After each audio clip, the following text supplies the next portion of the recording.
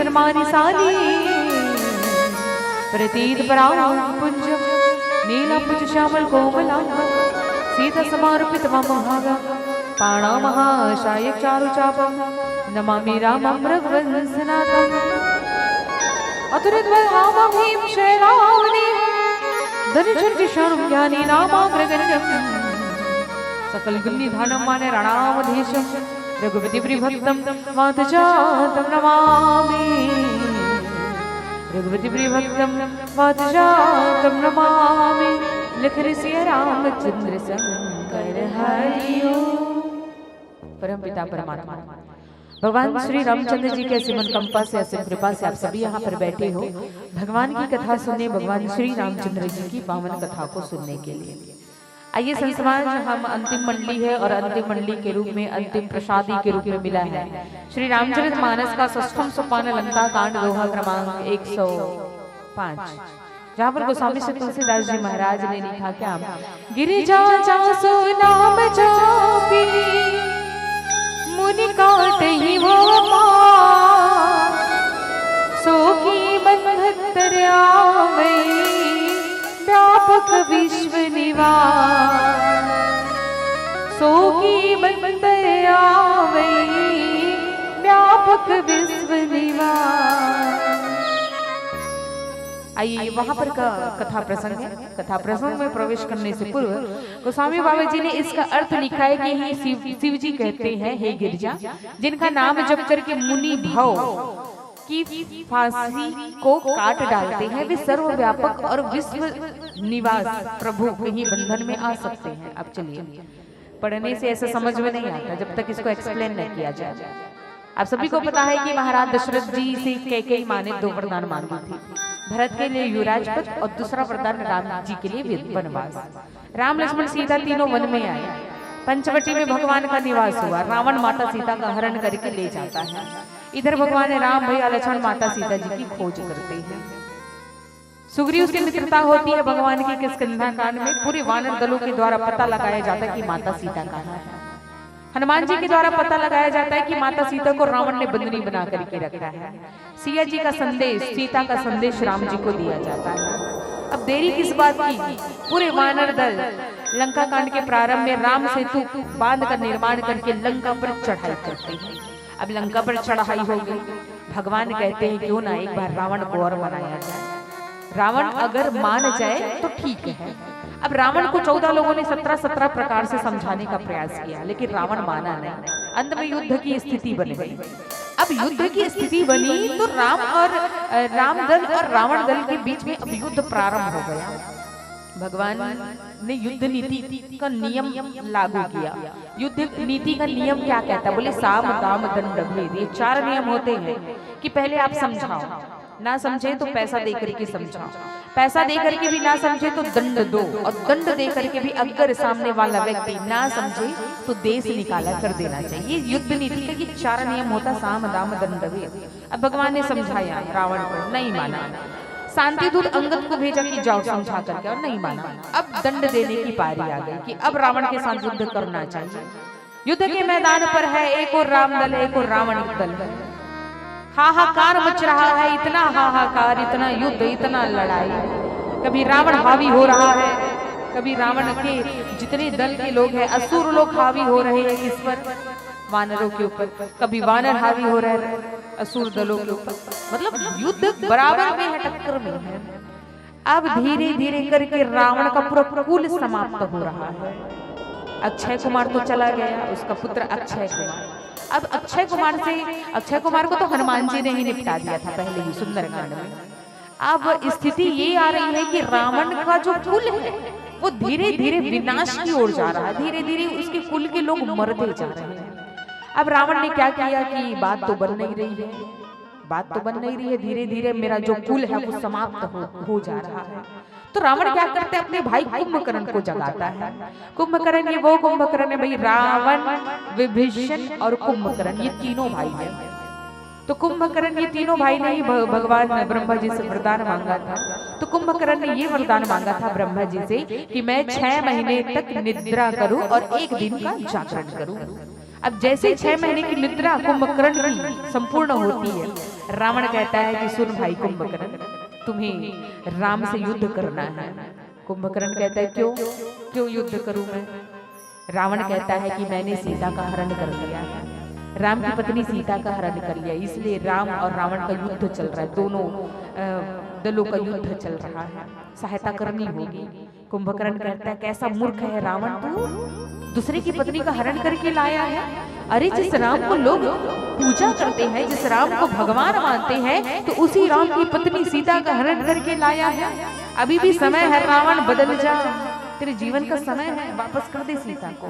रावण कहता है कि भाई मेरी बात मान, नहीं तो मेरे हाथों तुम्हारी मृत्यु हो जाएगी। कुंभकर्ण मन में विचार किया कि इस पापी रावण के हाथ मरने से अच्छा है कि मैं भगवान राम के हाथों मरकर के उड़द-फाड़ हो जाऊं। कुंभकर्ण आता है मैदान में, युद्ध के मैदान में। जैसे युद्ध के मैदान में आता है, अपने भाई विभीषण को सामने दिखता है। विभीषण किसके पास है? राम के पास में है।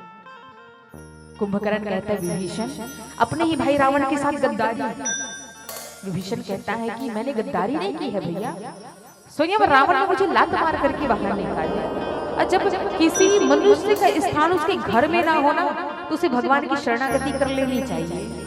कहीं ना कहीं आप लोगों ने मुझे अपने कुल से बहिष्कृत किया, राजा रावण ने मुझे बहिष्कृत किया, लात मार करके मुझे बाहर निकाला है, तो मैं किसके पास जाऊंगा? मुझे घर वाले नहीं अपना रहे, कुल वाले नहीं अपना रहे, तो एक ही सहारा है और वो सहारा केवल राम, इसलिए मैंने राम की शरणागति की। कुंभकर्ण कहता मेरा आशीर्वाद है भाई तुझे, चिंता मत कर। अब युद्ध प्रारंभ हुआ। जब युद्ध प्रारंभ हुआ ना, तो कुंभकर्ण का वध हुआ उस युद्ध में। अब कुंभकर्ण का वध हो चुका है, कुंभकर्ण इस संसार से चला गया। फिर भी भगवान को देखो, भगवान इतने दयालु, इसलिए तो लिखा सो की बंध तर आवई व्यापक विश्व निवास। भगवान कौन है? इस संसार को चलाने वाले, सर्वज्ञ सर्वव्यापक है। भगवान ने कुंभकर्ण को मरने के समय में अपना परम पद दे दिया कि कुंभकर्ण कुछ नहीं होता, 6 महीना तक तुम सोए, एक दिन जागा, लेकिन एक दिन जब तुम जागे ना, तो तुमने केवल और केवल राम के गुणों का गान किया, इसलिए मैं तुम्हें अपना परम पद देता हूँ। कहने का मतलब ये है कि हम अपने जीवन में कितना भी पाप क्यों ना कर ले, कितना भी पाप क्यों ना कर ले, लेकिन अगर हम अंत में भगवान की शरणागति कर लेना, तो भगवान अपना परम पद हमें दे देते हैं। तो कुंभकर्ण को परम पद दिया।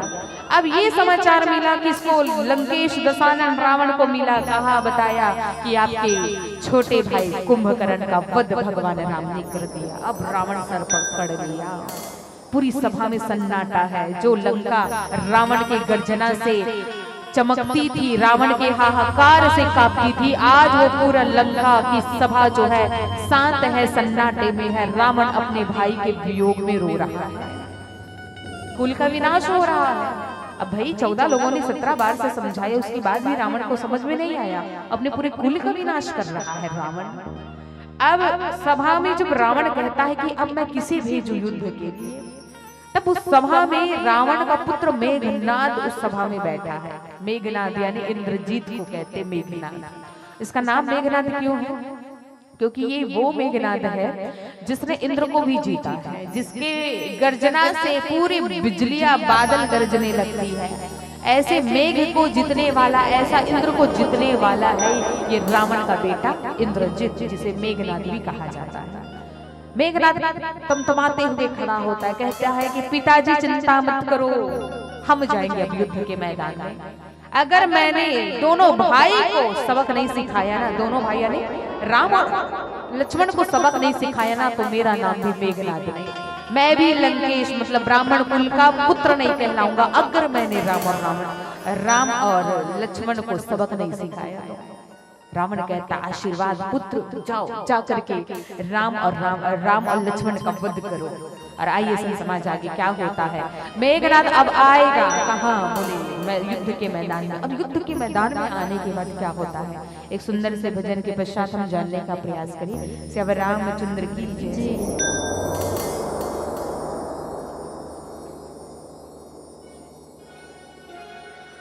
पाए हर जी चार दुनिया,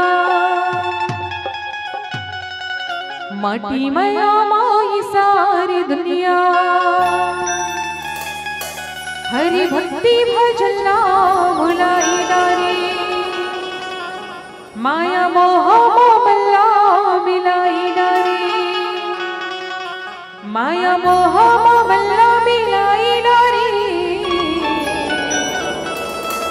सिया राम हरि नाम अवतारी बजा के जयकारा संगे धीरे धीरे डो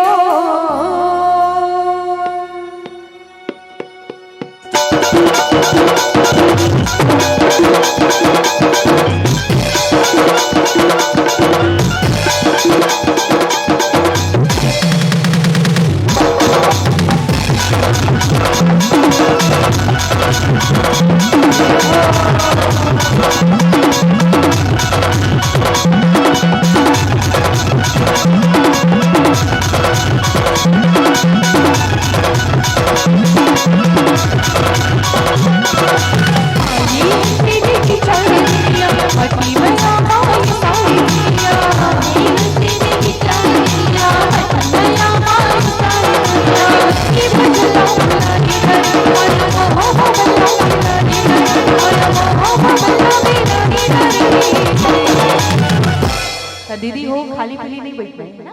भगवान सब पूछल है दूठन हाथ दे हो तो ये दोनों हाथ लेकर नहीं उठाना है, ये जोर लगाना है और जो लगा के मीठा मीठा ताली ला बजाना है। तो चलो सब पूछन दोनों हाथ उठा के जय जय श्री राम, जय जय श्री राम। आवाज नहीं आई, लगा थो ना जयकारा, लगा थो कि नहीं, जोर से कहना है जय जय श्री राम।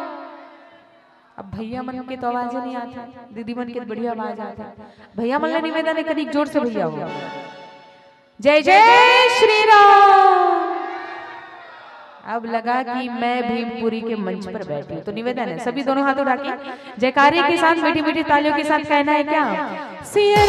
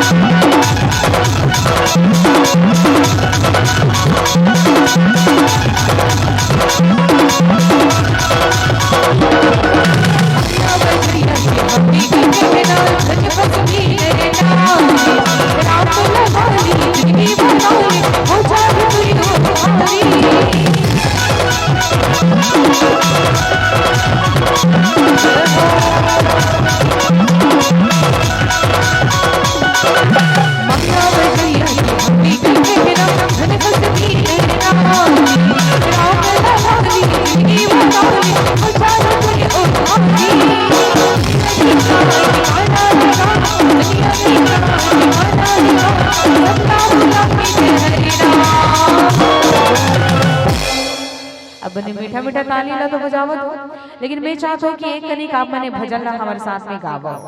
गाहू नहीं ओतिक मन गाहू नहीं गाहू ना। तो मैं गाऊँ सियाराम बोल, तो आप दोनों हाथ उठा के सियाराम गाना है।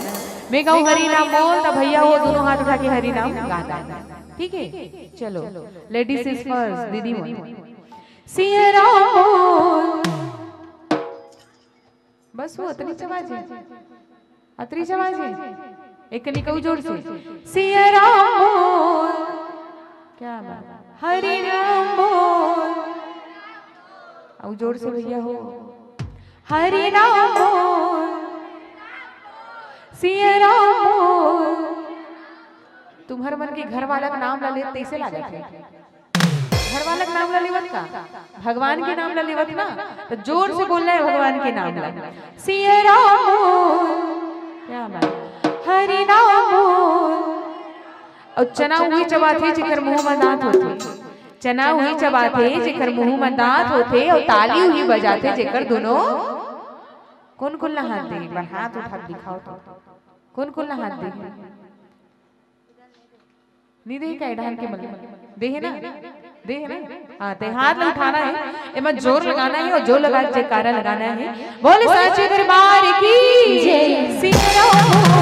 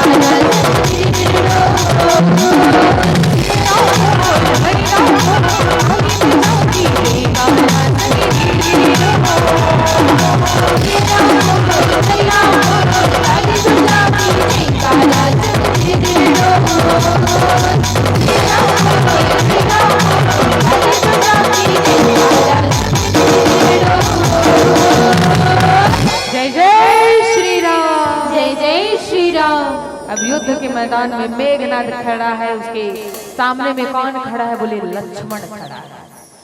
मेघनाद का युद्ध किसके साथ होने वाला है, बोले लक्ष्मण के साथ होने वाला है। इधर रावण के दल से मेघनाद नेतृत्व कर रहा है अपने विमान में बैठ करके, और इधर वानर दल से कौन, राम जी के दल से कौन नेतृत्व कर रहा, बोले भैया लक्ष्मण। अब युद्ध प्रारंभ हुआ, जय जय श्री राम कर करके, इधर जय लंकेश प्रजापति रावण कह करके, दोनों की तरफ से अपने अपने भगवान को याद करके युद्ध प्रारंभ। इधर लड़ो लड़ो, मारो मारो, कोई एक को उठा करके दूसरे को मार रहा है, कोई मुष्टिका प्रहार कर रहा है, तो कोई गदा को लेकर के मारा जा रहा है। इधर लक्ष्मण और मेघनाद के बीच में युद्ध प्रारंभ हुआ। मेघनाद क्या करता था भाई, मेघनाद कौन है, बोले इंद्रजीत है, इंद्र को जीतने वाला है मेघनाद। मेघनाद जब भी गर्जना करता बिजलियां कड़कने लगती, और जब बिजलियां कड़कने लगती तो वहां से अग्निपात होने लगता, वज्रपात होने लगता, मतलब आसमान से तरह तरह के अस्त्र शस्त्र का गिराव वानर दलों के ऊपर होने लगा। इतने व्याकुल वानर दल मेघनाद के प्रहार से, इतने व्याकुल, यहाँ तक के बोले हनुमान जी व्याकुल, अंगद व्याकुल, सब व्याकुल हो रहे हैं। जैसे तैसे करके भगवान राम युद्ध के लिए जब सामने आने लगे, अपना बाण छोड़ने लगे, तो भगवान राम के उस बाण के प्रभाव से मेघनाद थोड़ा शांत हुआ। लेकिन जैसे लगा मेघनाद को कि मुझ पर पलड़ा भारी हो रहा है, ये वानर दल मेरे असुरों के ऊपर भारी हो रहा है, तब मेघनाद अंत में क्या करता है, बोले रन शोभा लगी प्रभु ही बंधायो, नाग पास देवन भय पायो। अब मेघनाद क्या करता है कि जिस रथ में बैठ करके मेघनाद आया है, उसी रथ पर बैठ करके आसमान में उड़ता है, आकाश मार्ग में उड़ता है। अब आकाश मार्ग से अपने धनुष को निकालता है। अब उसमें देखो क्या करता है मेघनाद, अपना बाण जब निकालता है तो वो बाण कोई ऐसा वैसा बाण नहीं है, वो नागपाश का बाण है। और लक्ष्मण कौन है, बोले शेषावतार है। भैया लक्ष्मण जी शेषावतार है। अब मेघनाद राम और लक्ष्मण को गुमराह करके एक ऐसा स्थान पर ले जाता है। भाई मेघनाद कहीं ना कहीं मायावी है, वो लंका से मतलब मायावी है। वो राम लक्ष्मण को ऐसे स्थान पर ले जाता है और वहां पर जब युद्ध प्रारंभ होता है, लक्ष्मण और मेघनाद का युद्ध जब प्रारंभ होता है ना, तो मेघनाद अपना बाण छोड़ रहा है, लक्ष्मण जी अपना बाण छोड़ रहे हैं, लेकिन बाण में इतनी बराबर की शक्ति है कि दोनों का बाण जब लग रहा है तो अपने आप छुमंतर हो जा रहा है, गायब हो जाता है। अब मेघनाद को लग रहा है कि कहीं ना कहीं मैं जो है धीरे से डर रहा है मेघनाद की होगा क्या। अब मेघनाद क्या करता है, अपने बाण में नागपाश का, आप सभी लोगों ने, आप सभी जानते हैं कि राम और लक्ष्मण को मेघनाद ने ही नागपाश के बंधन में बांधा। तो मेघनाद ऐसा बाण छोड़ता है कि वो बाण जब निकलता है ना, पहले तो तीर रहता है बाण में, तीर से वो नाग की तरह इतना तेजी से इतने सारे नाग, इतने सारे सर्प, इतने सारे काल यानी नाग, इतने सारे सर्प जाते हैं और भगवान राम और लक्ष्मण को मेघनाद जो है नागपाश के बंधन से बांध देता है। जब नागपाश के बंधन से राम और लक्ष्मण बंधे ना, तो पूरे वानर दल की शक्तियां कमजोर होने लगी, कहीं ना कहीं सारे लोग भयभीत होने लगे। जब नागपाश के बंधन से बंधे देखते हैं कि हनुमान अंगद सुग्रीव और जामवंत जी, गुस्सा आने लगता है कि हमारे भगवान को, हमारे प्रभु को नागपाश के बंधन से बांधा इस दुष्ट मेघनाद ने। अब जब जैसे ही मेघनाद आता है, नागपाश के बंधन से तो बांध दिया दोनों भाइयों को, राम जी और लक्ष्मण जी को मूर्छित होकर के जमीन पर पड़े हैं नागपाश के बंधन से। अब इधर सारे लोग भयभीत हो रहे हैं, पूरे वानर दल लोग देख रहे हैं, पूरे वानर दलों को भी नाग जो है डस रहा है, सर्प डस रहा है, सारे लोगों पर वज्रपात कर रहा है मेघनाद। अब जामवंत जी को गुस्सा आया, सब सारे लोगों को जब मूर्छित किया ना मेघनाद ने, तो जामवंत जी को गुस्सा आया। जामवंत जी ने कहा कि रुक, तो वहीं पर मेघनाद पलट करके देखा, ये है कौन जो मुझे चुप करा रहा है, खड़े होने को कहता है। जैसे ही पलट करके देखा तो बूढ़ा जामवंत खड़े थे। मेघनाद कहता है कि रे बूढ़ा जामवंत, मैं तुझे बूढ़ा होगा करके छोड़ दिया था, लेकिन तू तो अत्याचारी कर रहा है, तू मुझे चुप करा रहा है, तू मुझे चुप खड़े होने को कहता है। अब जामवंत जी को गुस्सा आया, जामवंत जी को लगा कि अब इसे दिखाना होगा असली ताकत, ये मुझे बूढ़ा समझ करके दुर्व्यवहार कर रहा है मेरे साथ, दुर्वचन निकाल रहा है, गलत शब्दों का प्रयोग मेरे साथ कर रहा है। अब जामवंत जी के साथ युद्ध करने लगा मेघनाद क्या करते हैं, सोने का त्रिशूल लेता और जामवंत जी के ऊपर फेंकता है। जैसे जामवंत जी के ऊपर फेंकता है, जामवंत जी के सीने में आकर के वो त्रिशूल लगता है। लेकिन जामवंत जी भी अपने समय के एक ऐसे ऋक्षपति है, जामवंत यानी भालू, ऋक्षपति यानी भालुओं के वो राजा है। जामवंत जी ने क्या किया, जो त्रिशूल मेघनाद ने जामवंत जी के ऊपर फेंका था ना, उसी त्रिशूल को निकाला जामवंत जी ने, और उसी त्रिशूल को इतनी तेजी से दौड़ करके सीधे मेघनाद को मूर्छा दिया।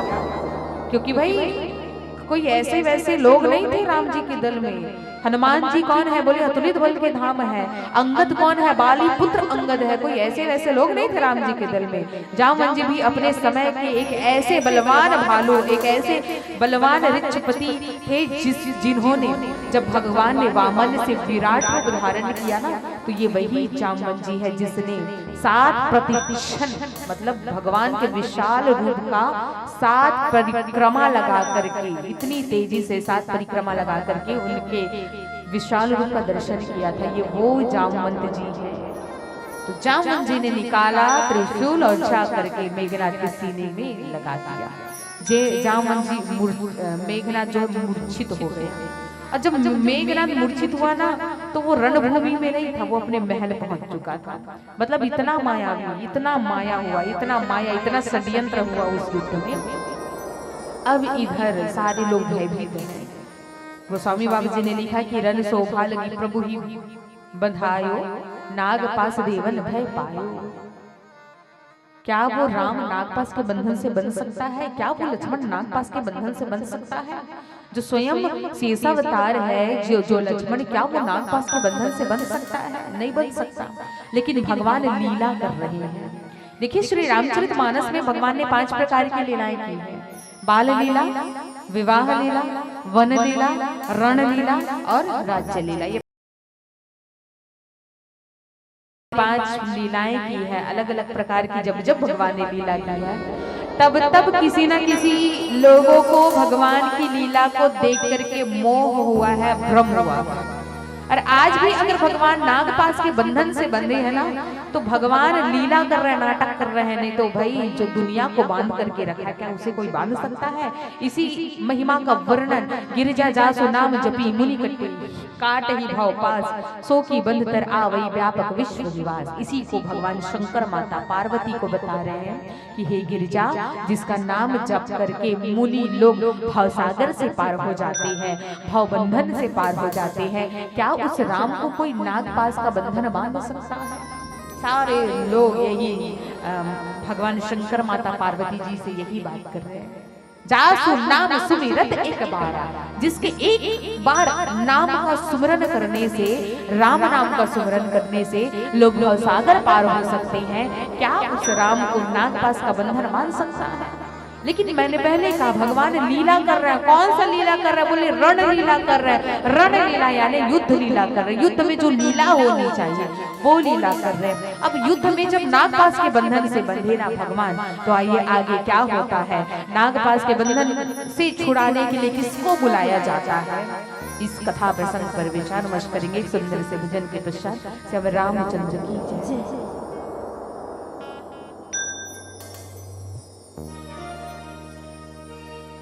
सोला श्रृंगार करके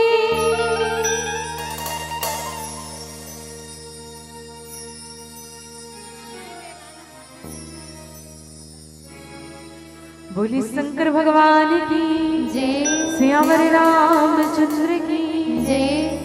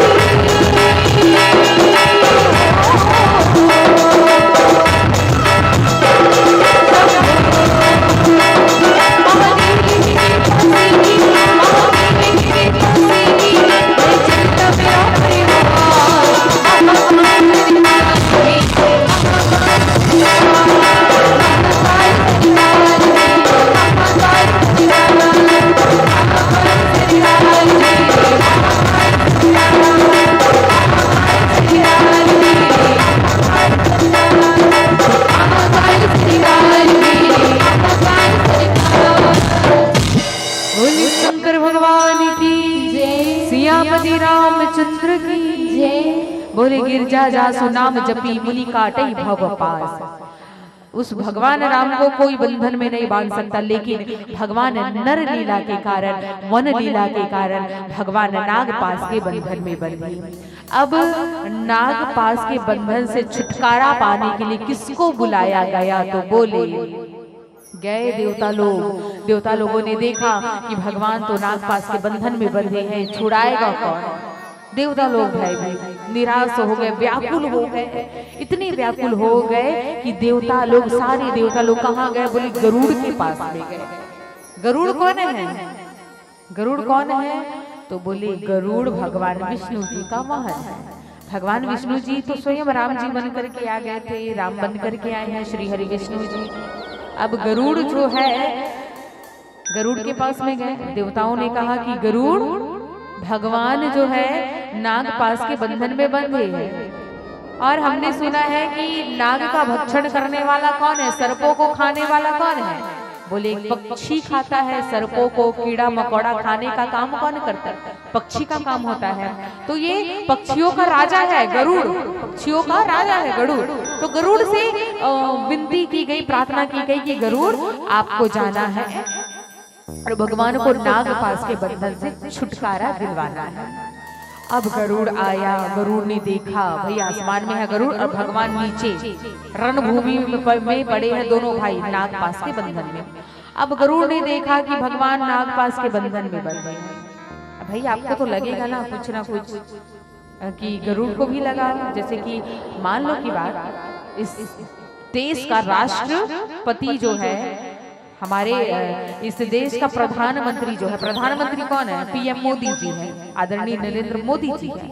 अगर मान लो की बात नरेंद्र मोदी कल झाड़ू पकड़ करके आपके गांव में झाड़ू लगाने आएंगे, तो आपको लगेगा क्या कि ये प्रधानमंत्री है? ये प्रधानमंत्री होकर के हमारे गांव की झाड़ू कर रहा है? लगेगा ना, एक समय के लिए डाउट होगा ना, ये है कि नहीं प्रधानमंत्री? ये तो कोई कर्मचारी लग रहा है, कोई सफाई वाला कर्मचारी लग रहा है जो हमारे गांव की झाड़ू लगा रहा है, पोछा लगा रहा है। लगेगा ना, एक समय के लिए आपके मन में ये बात आएगी ना, लोग इसको प्रधानमंत्री कहते हैं लेकिन ये तो हमारे गाँव की साफ सफाई कर रहा है, झाड़ू लगा रहा है, मन में आएगा। गरुड़ के मन में भी ऐसे ही आया, यही बात आई। क्या बात आई?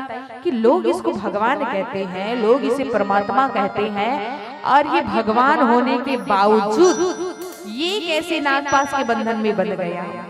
गरुड़ को मोह हो गया। और याद रखना, भगवान के चरित्र को देख करके जिस मनुष्य को मोह हो गया, उस मोह का निवारण कोई नहीं कर सकता है। पक्षीराज गरुड़ को मोह हो गया भगवान की लीला को देख करके। गरुड़ कहता है लोग इसे भगवान कहते हैं, ये नागपाश के बंधन में बंधा है। मतलब अगर मैंने भगवान को या लक्ष्मण को, राम या लक्ष्मण को नागपाश के बंधन से छुटकारा दिलवाया, मतलब इनसे बड़ा मैं हूं। कहीं ना कहीं गरुड़ के मन में अहंकार जागृत हो गया, अहंकार पैदा हो गया। ऐसा अहंकार पैदा हुआ गरुड़ के मन में कि मैं भगवान से बड़ा हूँ, जिसने भगवान को ही नागपाश के बंधन से छुटकारा दिलवाया। अब राम जी और लक्ष्मण जी नागपाश के बंधन से बंधे हुए हैं।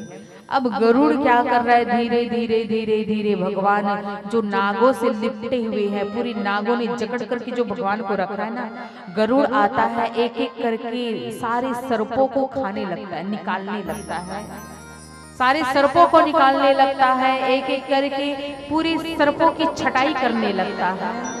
पूरे सर्पों की जब छटाई करने लगा तो अब गरुड़ के अंदर अहंकार आ गया कि मैंने तो भगवान को नागपाश के बंधन से छुटकारा दिलवाया है। अहंकार जब आया ना, उसका मोह दूर ही नहीं हो रहा था। गोस्वामी बाबा जी ने लिखा, यहाँ देव ऋषि गरुड़ पठायो, राम समीप सपदी सो आयो। इधर देवर्षि नारद जी ने ही भेजा था गरुड़ को। देवता लोग गए पहले गरुड़ के पास, विनती की जाओ भगवान को नागपाश के बंधन से छुड़ाओ। लेकिन देवर्षि नारद एक ऐसे मुनि है जो सर्वज्ञ है, सर्वव्यापक है, त्रिकालज्ञ है, तीनों कालों के ज्ञाता, भूत भविष्य वर्तमान, कहीं भी सर्वथा आना जाना उनका होता है। तो देवर्षि नारद जी जब गरुड़ से मिले, देवर्षि नारद ने गरुड़ को समझाया कि सुन गरुड़, भगवान की लीला को देख करके घमंड मत करो। भले ही तुमने भगवान को नागपाश के बंधन से छुटकारा दिलवाया है, लेकिन ये मत भूलो गरुड़, जिस राम को तुमने नागपाश के बंधन से छुटकारा दिलवाया है, ये वही श्री हरि विष्णु का अवतार है जिसके वाहन तुम बनते हो। और वाहन बनने के बाद भाई विष्णु की सवारी है, विष्णु जी का सवारी है कौन? गरुड़। गरुड़ के पीठ में ही बैठते हैं भगवान विष्णु जी। तो नारद जी ने समझाया कि गरुड़, मुझे लगता है तुझे अहंकार हो गया है कहीं ना कहीं। गरुड़ बड़ी बड़ी बातें कर रहा था कि मैं नागपाश के बंधन से भगवान को छुड़ाया हूँ, मैं नागपाश के बंधन से भगवान को छुटकारा दिलवाया हूँ। देवर्षि नारद ने समझाया कि जिस राम को तुम छुड़ाने की बात कर रहे हो ना गरुड़, चाहे उनको आवश्यकता नहीं थी तुम्हारी, वो तो वन लीला कर रहे हैं। वन लीला के कारण उनको मनुष्य जैसा बर्ताव करना पड़ा, मनुष्य जैसा नाटक करना पड़ा, इसलिए भगवान नागपाश के बंधन से बंधे। अब गरुड़ को मोह हो गया, ऐसा मोह उत्पन्न हुआ गरुड़ को। ये कथा भले ही यहाँ पर लिखी है, यहाँ पर लिखी है कि गरुड़ ने भगवान को नागपाश के बंधन से छुड़ाया, गरुड़ को मोह हुआ। लेकिन गरुड़ के मोह का निवारण आगे जब आप उत्तरकांड में जाओगे, तो उत्तरकांड में एक प्रसंग आता है कि बिनु सत्संग न हरि कथा, ते ही बिनु मोह न भाग, मोह गए बिनु राम पद, होई न दृढ़ अनुराग। ये कथा प्रसंग वहां पर आता है, जहां पर गोस्वामी बाबा जी ने बताया कि जिस मनुष्य को मोह हो जाता है, जिस मनुष्य के अंदर अज्ञान प्रवेश कर लेता है, तो वो मनुष्य जब तक भगवान का सत्संग नहीं सुनेगा, भगवान की कथा नहीं सुनेगा, तब तक उसके मोह का निवारण नहीं हो सकता। और जब तक मोह का निवारण नहीं होगा, तब तक उसे भगवान के चरणों में अनुराग नहीं होगा, प्रेम नहीं होगा।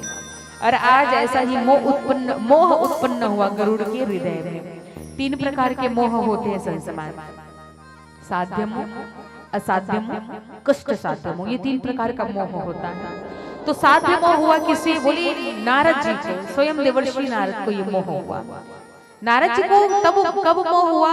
बोले जब विश्व मोहिनी की कथा प्रसंग आप सभी लोगों ने सुनी होगी। सिलनिधि की कन्या विश्व मोहिनी, उसका स्वयंवर रचा गया। नारद जी उसके स्वयंवर में पहुंचे, विश्व मोहिनी को देख करके वो मोहित हो जाते हैं। तो नारद जी महाराज क्या करते हैं, भगवान विष्णु जी के पास में जाते, कहते हैं कि मुझे आपका हरिमुख चाहिए, दे दो। भगवान हरिमुख देने के बजाय उसके वानर का मुख दे देते हैं। अब देवर्षि नारद विश्व मोहिनी के चक्कर में आकर के मोहित हो जाता है, और जब उसे पता चलता है कि भगवान ने मेरा रूप हरि का बनाना छोड़ करके हरि मुख देने के बजाय उन्होंने बंदर का मेरा चेहरा बनाया है, तो देवर्षि नारद को गुस्सा आता है, मोह हो जाता है। तो उसे कहते साध्य मोह, जिस मोह का निवारण थोड़े समय में हो जाए। जिसको भी साध्य मोह होता है वो थोड़े समय के बाद उसके मोह का निवारण जी महाराज को। अब आते हैं असाध्य मोह। असाध्य मोह हुआ किसे? बोले गरुड़ को हुआ, यही गरुड़। और इसे असाध्य मोह कब हुआ? जब वो भगवान की लीला को दिखता है कि भगवान नागपाश के बंधन में बंधे हैं, और नागपाश के बंधन से मैंने उनको छुटकारा दिलवाया है। तो गरुड़ जो है भगवान की लीला को देख करके उसे असाध्य मोह हो जाता है। तो नारद जी बताते हैं कि सुन गरुड़, तुझे तो बीमारी लग गई है। कौन सी बीमारी? बोले असाध्य मोह की बीमारी लग गई है। गरुड़ ने कहा इतनी बड़ी बीमारी, इस बीमारी का निवारण कैसा होगा? तो नारद जी महाराज ने कहा कि सत्संग करो, सत्संग करो, गुरु बनाओ किसी को, जाकर के भगवान की कथा सुनो। तो जो मनुष्य भगवान की कथा को सुनता है और सत्संग को सुनने के बाद जो अपने मोह का निवारण करता है, उसे कहते हैं असाध्य मोह। गरुड़ कहाँ गया? बोले नीलगिरी पर्वत पर गया। नीलगिरी पर्वत पर जब पहुंचा ना गरुड़, तो वहां देख के आ रहा था, चल के आ रहा था कि नीलगिरी पर्वत पर कागभूसुंडी जी महाराज हंसों को कथा सुना रहे हैं। काग यानी कौवा, एक कौवा जो है हंसों को कथा सुना रहा है। गरुड़ जी को कुटांग सा लगा, अरे ये कैसा एक कौवा जिसकी वाणी बड़ी कर्कश होती है, आज उसके मुख से राम कथा निकल रही है, कितना अच्छा लग रहा है। तो कागभूसुंडी जी महाराज हंसों को कथा सुना रहे हैं, ये इसे कहते असाध्य मोह। अब आते कष्ट साध्य मोह। तो ये कष्ट साध्य मोह हुआ किसे? बोले माता सती को। आप सभी को पता है, एक बार त्रेता युग माही शंभु गए, कुंभज सिपाही संग सती जुग जननी भवानी, पूजे ऋषि अखिलेश्वर जानी। माता सती भगवान की परीक्षा लेती है कि भगवान है कि नहीं, परीक्षा ली जाए। सती माँ सीता का रूप धारण करती भगवान की परीक्षा लेती है। ये बात भगवान शंकर को पता चलती है कि सती ने सीता का रूप धारण करके राम की परीक्षा ली जाए। भगवान शंकर माता सती का त्याग कर देते हैं। तो कहने का मतलब ये है कि भगवान के चरित्र को देख करके जिसे मोह होता है उसे असाध्य मोह कहते हैं, और कष्ट साध्य मोह का निवारण नहीं है। ये रोग अगर किसी को लग जाए तो इस मोह का निवारण इस शरीर के रहते नहीं हो सकता। और कष्ट साध्य मोह हुआ किसे बोले, माता सती को हुआ। जब माता सती को कष्ट साध्य मोह हुआ तो उनके ही गुरु नारद जी ने उनको पढ़ा लिखाया था कि सुन सती, तुझे तो बड़ा भयंकर रोग हो गया है, और इस रोग का निवारण जब तक तुम इस देह का त्याग नहीं करोगी तब तक इस मोह का निवारण नहीं हो सकता। यही कारण है कि माता सती अपने पिताजी दक्ष के घर में अपने देह का त्याग करती है। उनका पुनर्जन्म हिमाचल राज की यहाँ कन्या के रूप में होता है, पार्वती के रूप में होता है। और ये वही ज्ञान घाट की कथा है, जब भगवान शंकर माता पार्वती जी को कथा सुनाते हैं तब जाकर के उनके मोह का निवारण होता है। तो ये 3 प्रकार का मोह होता है, जिसमें से असाध्य मोह हुआ किसे बोले, गरुड़ों को। इसलिए गोस्वामी बाबा जी ने लिखा कि गिरजा जासु नाम जपी मुनि काटई भवपाल, सो की बंध तर आवई व्यापक विश्व निवास। उस भगवान को कोई नहीं बांध सकता। तो आइए, ये कथा प्रसंग पूरी हो गई। निवेदन है पीली बत्ती जला दीजिएगा और एक भजन, फिर आरती प्रसादी और फिर विसर्जन की ओर हम सभी चलेंगे। सियावर रामचंद्र की